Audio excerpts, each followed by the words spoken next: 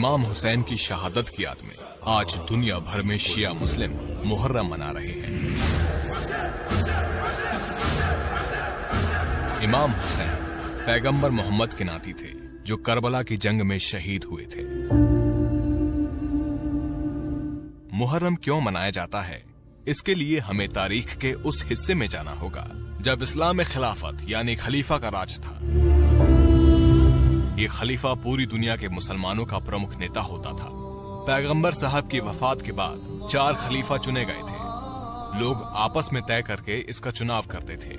इसके करीब 50 साल बाद इस्लामी दुनिया में घोर अत्याचार का दौर आया।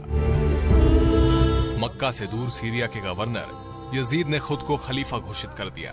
उसके काम करने का तरीका बादशाहों जैसा था, जो उस समय इस्लाम के बिल्कुल खिलाफ था। इमाम हुसैन ने उसे खलीफा मानने से इनकार कर दिया। इससे नाराज यजीद ने अपने राज्यपाल वलीद पुत्र अतुआ को फरमान लिखा, तुम हुसैन को बुलाकर मेरे आदेश का पालन करने को कहो। अगर वो नहीं माने तो उसका सिर काटकर मेरे पास भेजा जाए। राज्यपाल ने हुसैन को राजभवन बुलाया और उनको यजीद का फरमान सुनाया। इस पर हुसैन ने कहा, मैं एक व्याभिचारी, भ्रष्टाचारी और खुदा रसूल को न मानने वाले यजीद का आदेश नहीं मान सकता। इसके बाद इमाम हुसैन मक्का शरीफ पहुंचे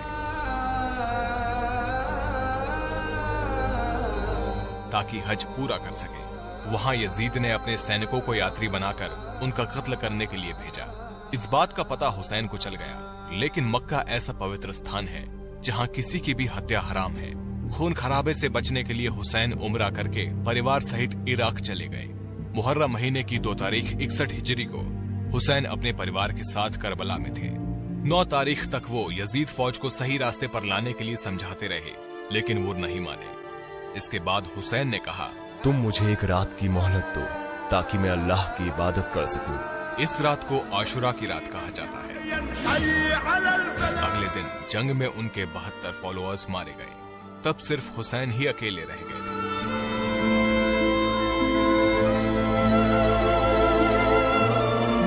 तभी उनके खेमे में शोर मचा। उनका 6 महीने का बेटा अली असगर प्यास से बेहाल था। हुसैन उसे हाथों में उठाकर मैदान करबला में ले आए। उन्होंने फौज से बेटे को पानी पिलाने के लिए कहा, लेकिन फौज नहीं मानी और बेटे ने हुसैन के हाथों में तड़पकर दम तोड़ दिया।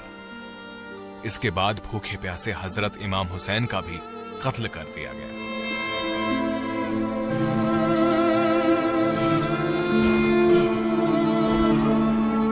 हुसैन ने इस्लाम और मानवता के लिए अपनी जान कुर्बान की थी। इसे आशुरा यानी मातम का दिन कहा जाता है।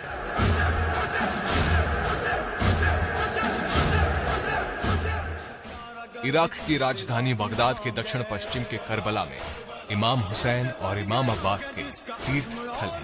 स्पेशल रिपोर्ट दैनिक भास्कर.com।